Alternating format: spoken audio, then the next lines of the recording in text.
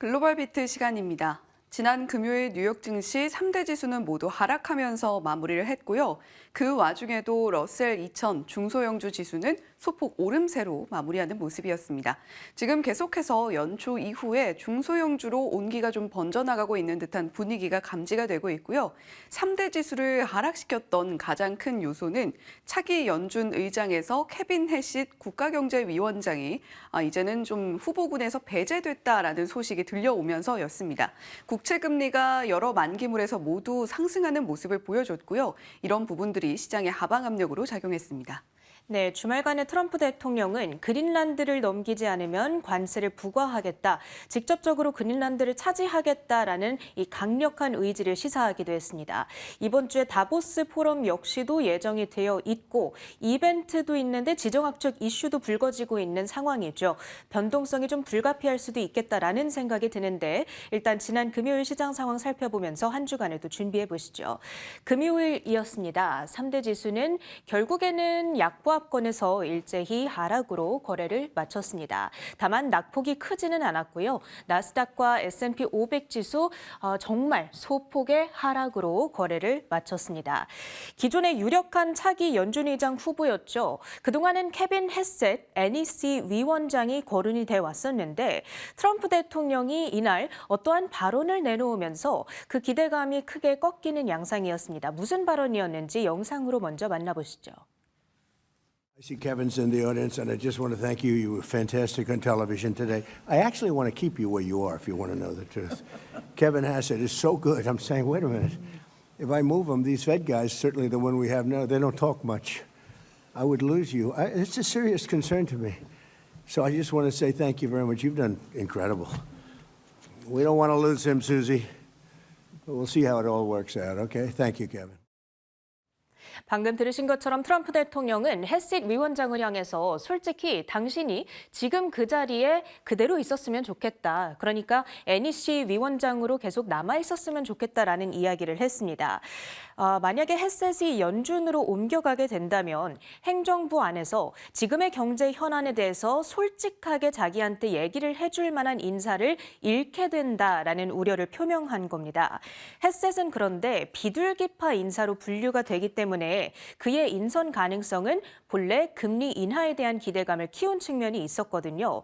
그런데 이번에 해셋을 대신해서 유력한 차기 의장 후보로 부상하게 된 인물은 케빈 워시가 되겠습니다. 매파적 성향이 상대적으로 더 강하기 때문에 이날 트럼프 대통령의 발언 이후에 미국의 국채 금리는 상승세를 나타냈습니다. 특히 10년물 금리가 6.7bp나 급등한 점이 부담이었고요. 그러면서 3대 지수는 하락으로 전환되는 흐름들이 포착이 됐습니다.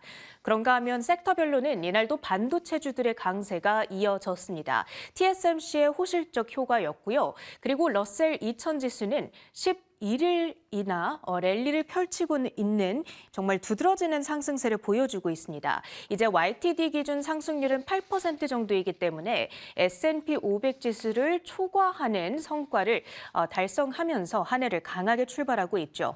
금리 인하 기대감, 거기에다가 경기 확장 국면이 맞물리면서 소형주나 가치주로 자금이 이동하는 로테이션 장세가 본격화가 되고 있다. 이런 풀이도 전해지고 있습니다. 그렇다면 현재 폴리마켓의 베팅 수치가 어떻게 나타나고 있는지를 확인해 보겠습니다.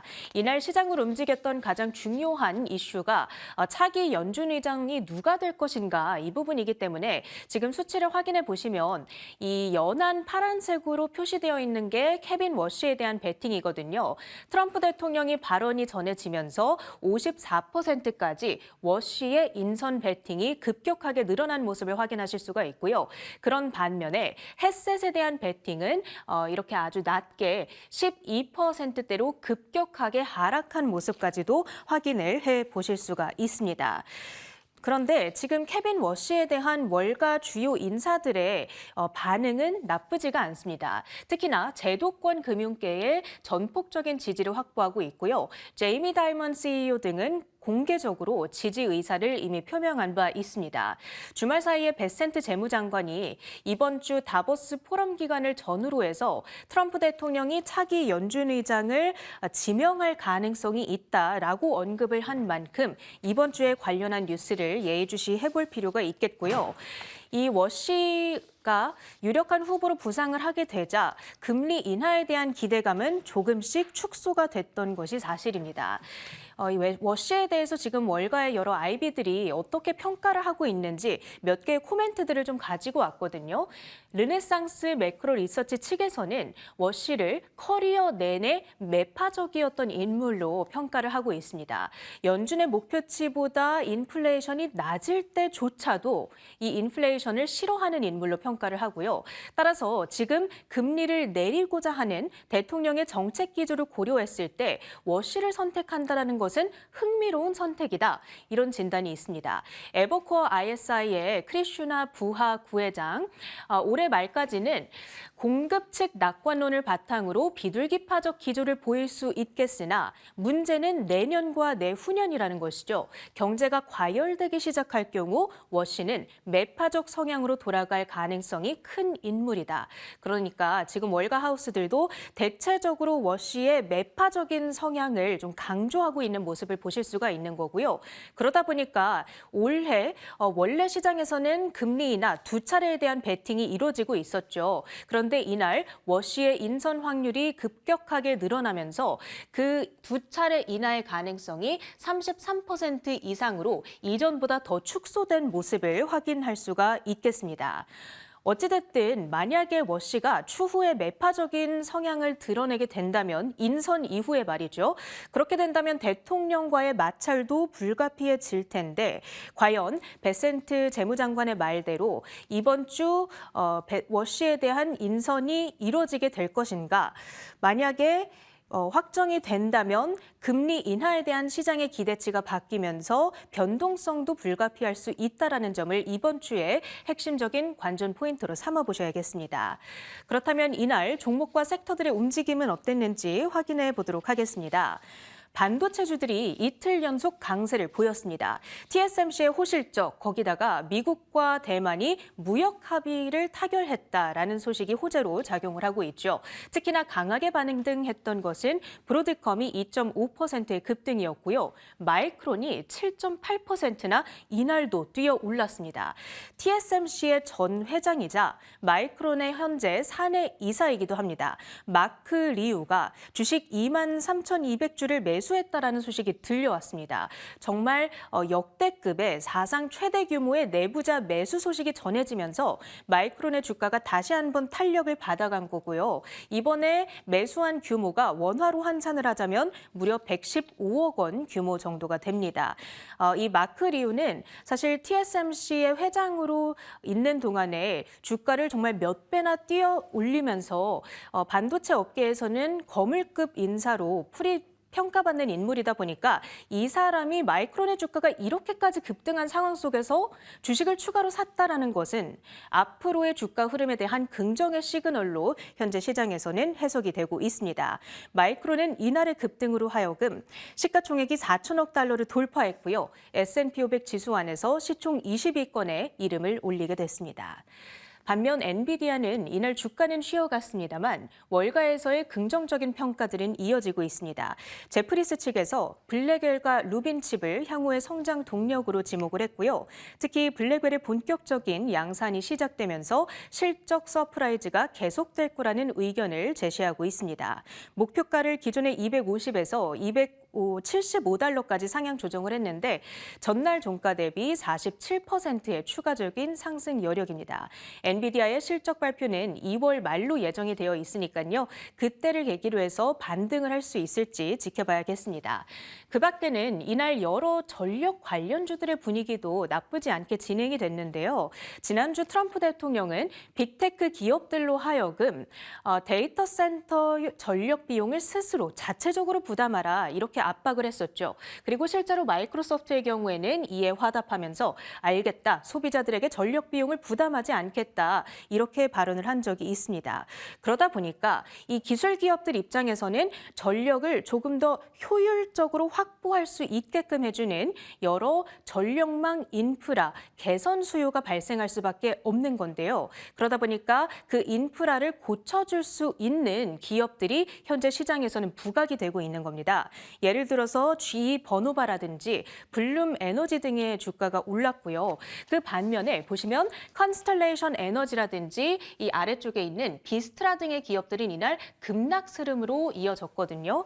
이 차이점은 뭐냐? 발전소나 인프라를 만드는 기업들이 아니라 이들 기업들은 전기를 생산해서 그 전력 자체를 판매한다라는 데에서 주요한 차이점이 있습니다.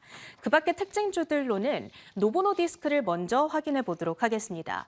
경구용 비만약에 대한 판매가 개시된 가운데 그 첫 주 성과가 나쁘지 않았습니다. 보니까 이 출시 첫 주에 전체 위고비 처방 가운데에서 약 1.3%가 경구용 약물로 처방이 됐던 것으로 나타났고요. 이 정도면 강한 출발이다라는 평가와 함께 노보노디스크의 주가 역시도 긍정적으로 반응을 했죠. 9.1% 뛰어오르면서 $62 선 위에서 거래를 마쳤고요. 이날 또 하나 눈에 띄었던 종목이 바로 AST 스페이스 모바일이었습니다. 저궤도 위성 기반의 광대역 통신 시스템을 개발하는 회사이고요. 이번에 미국 미사일 방어국이죠. MDA의 쉴드 프로젝트에 프라이머리 컨트랙터로 선정이 됐다. 이런 소식이 전해졌습니다. MDA가 현재 추진하고 있는 중요한 프로젝트 가운데에서 이 쉴드 프로젝트가 있고요. 쉴드는 현재 트럼프 행정부가 추진 중인 골든돔 프로젝트의 일환으로서 진행이 되고 있는 프로그램입니다. 그런데 여기에 주요한 계약 업체로 선정이 됐다 보니까 앞으로 AST 스페이스 모바일에 대한 실적 기대감 나타나고 있고요. 14%대 급등하면서 $115 선 단번에 터치를 하고 있습니다.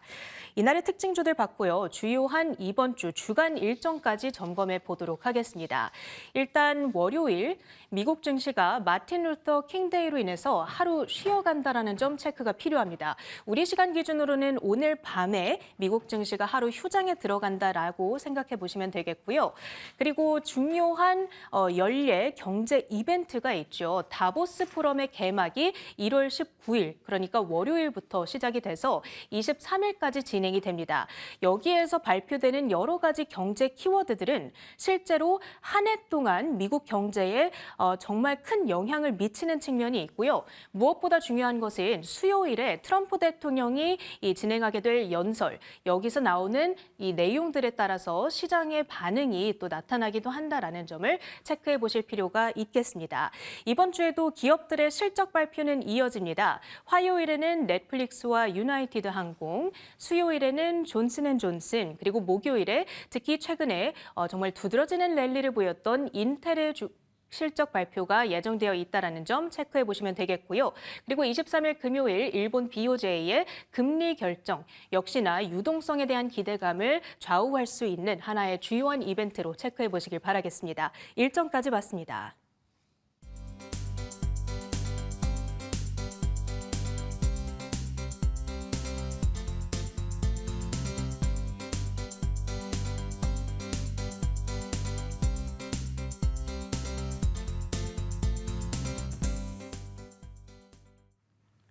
글로벌 비트 헤드라인입니다. 차기 미 연방준비제도 의장 지명이 임박했습니다. 스콧 베센트 재무장관도 폭스뉴스 인터뷰에서 다보스 포럼 전후로 결정이 이루어질 거라 밝혔는데요. 유력 후보였던 케빈 해싯 국가경제위원회 위원장은 유력 후보에서 멀어진 분위기입니다. 트럼프 대통령이 차기 연준 의장 지명과 관련해 케빈 해싯 미 국가경제위원장의 제외 가능성을 시사했습니다. 트럼프 대통령은 해싯이 떠나는 것은 행정부가 경제에 관한 가장 강력한 대변인 중 한 명을 잃는 셈이라며 사실상 후보군에서 멀어졌음을 시사한 건데요. 4파전으로 좁혀진 연준 의장 후보군 가운데 가장 시장 친화적이고 낮은 금리를 선호하는 인물로 여겨졌던 영향으로 시장에선 실망 매물이 쏟아졌습니다. 향후 금리 인하 기대감이 소폭 줄었고 국채 금리도 전 만기물에 걸쳐 상승했는데요. 이는 케빈 워시 전 연준 위원과 크리스토퍼 월러 이사의 차기 의장 가능성을 높였지만 최근 가장 강력한 후보로 부상하고 있는 인물은 블랙록의 글로벌 채권 최고 투자 책임자인 릭 리더입니다. 리더는 약 2조 4천억 달러의 자산을 운용하는 베테랑으로 최근 금리를 3% 수준까지 낮춰야 한다고 주장하며 트럼프 대통령의 저금리 기조와 코드를 맞추고 있습니다. 또한 연준의 독립성을 존중하면서도 대차 대조표 활용 등에 있어 더 혁신적이고 유연한 접근이 가능하다는 입장을 밝혀 트럼프 행정부의 입맛에 맞는 인물로 꼽힙니다. 트럼프 대통령이 그린란드 매입이라는 자신의 외교적 수건을 달성하기 위해 유럽의 핵심 동맹국들을 상대로 전례 없는 관세 전쟁을 선포했습니다. 미국의 관세 협박에 맞서 유럽연합 EU는 아직까지 한 번도 꺼내지 않았던 사상 초유의 경제 보복 카드를 만지작거리고 있습니다. 도널드 트럼프 미국 대통령이 그린란드 매입 협상을 거부하는 덴마크를 포함해 영국, 프랑스, 독일 등 유럽 8개국에 최대 25%의 관세를 부과하겠다고 선언했습니다. 1단계는 해당 국가의 모든 미국 수출품에 10% 관세를 부과하는 것으로 2월 1일 시행을 예고했고 2단계는 매입 합의가 없을 경우 25%로 관세를 인상하는 조치입니다. 이는 6월 1일로 못 박았는데 트럼프 대통령은 이 관세가 그린란드의 완전하고 총체적인 매입 합의가 이루어질 때까지 유지될 것이라고 못 박았습니다. 유럽 국가들은 즉각 반발했는데요. 유럽의회 내 최대 정파인 유럽인민당은 미국과 맺은 15% 관세 협정 승인 절차를 전면 보류하겠다고 선언했습니다. 특히 EU는 한 번도 사용한 적 없는 가장 강력한 보복 수단인 반강압 수단 ACI 도입까지 검토하고 있는데요. ACI란 제3국이 경제적 압박을 통해 EU의 정책 결정을 강요할 때 발동하는 가장 강력한 보복 도구입니다. 발동될 경우 미국 기술 기업에 대한 세금 부과, 투자 제한, 공공 조달 입찰 배제 등 모든 수단이 동원됩니다. 2023년 도입 이후 실제 사용된 적은 없는 조치인데요. 그린란드가 서방 동맹을 깨뜨리며 미국과 유럽의 강대강 대치가 이어지면서 글로벌 시장 불확실성이 최고조로 치닫고 있습니다. 트럼프 행정부가 이처럼 그린란드 확보에 공을 들이는 이유는 히토류 패권 확보 등 여러 가지가 있지만 그중에서도 그린란드가 중국과 러시아의 극초음속 미사일 위협을 방어하고 북극 항로를 감시, 요격할 수 있는 최적의 지리적 위치이기 때문이기도 한데요. 이른바 골든돔 방어체계의 핵심인 만큼 안보상 양보가 불가하다는 입장인 겁니다. 이런 가운데 미 국방부의 실드 프로그램 계약 기업들이 하나둘 발표되고 있습니다. 우주에서 직접 스마트폰으로 브로드밴드를 쏘아 올리는 기술로 주목받았던 AST 스페이스 모바일이 이제 미국의 하늘을 지키는 방패로 거듭납니다. 단순한 통신 서비스를 넘어 미국의 본토 방어 체계인 골든돔의 핵심 파트너로 낙점되었다는 소식인데요. AST 스페이스 모바일이 미국 미사일 방어, MDA가 추진하는 차세대 방어 체계 실드 프로그램의 주 계약자 지위를 확보했습니다. 이번 계약은 부정기 확정 물량 방식으로 AST 스페이스 모바일은 향후 MDA가 발주하는 연구 개발, 엔지니어링 등 다양한 과제에 대해 직접 입찰할 수 있는 독점적 자격을 갖게 됐습니다.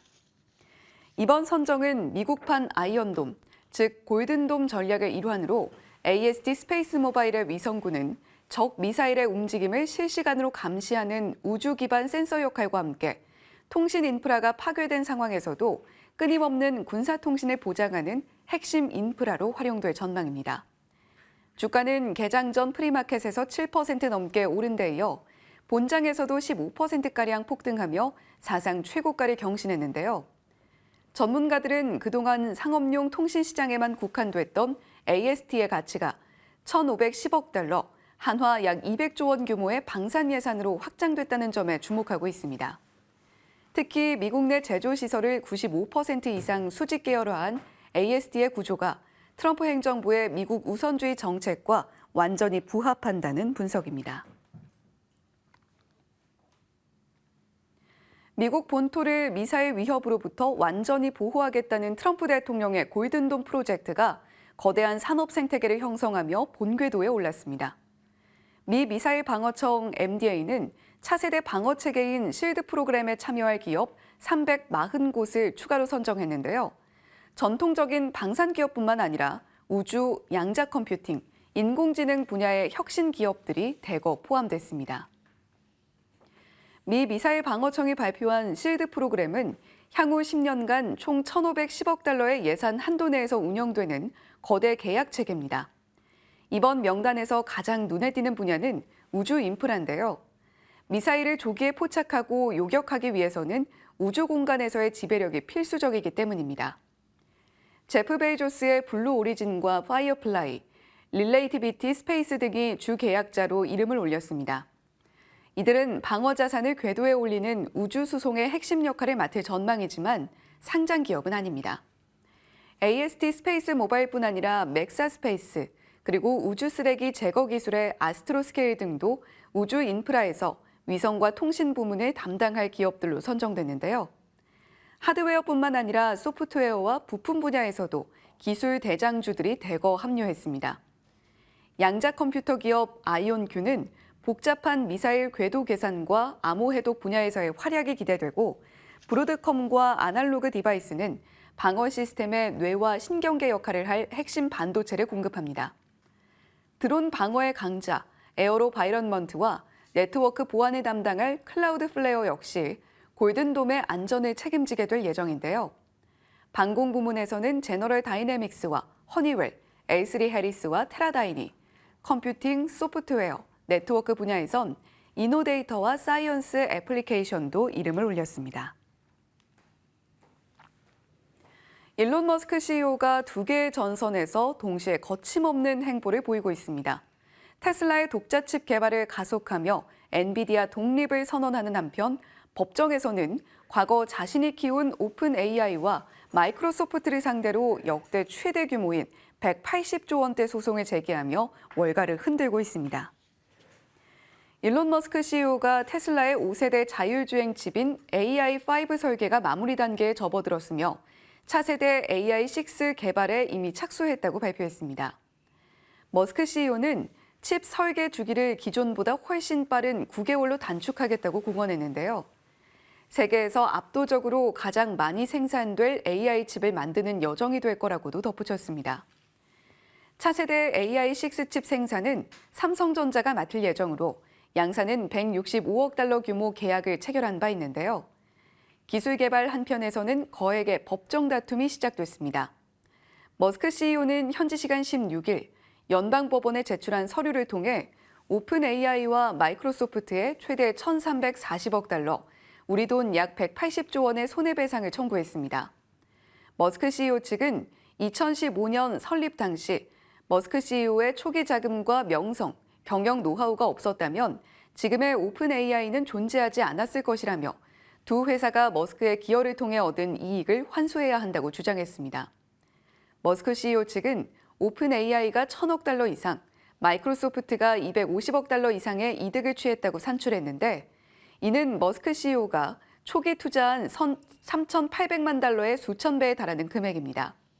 한편 오픈 AI는 이러한 요구가 XAI를 이롭게 하기 위한 캠페인의 일환일 뿐이라고 일축했고, 마이크로소프트는 해당 증거를 배제해달라고 재판부에 요청했습니다. 배심원 재판은 오는 4월 시작될 걸로 보입니다. 글로벌 비트 헤드라인 전해드렸습니다.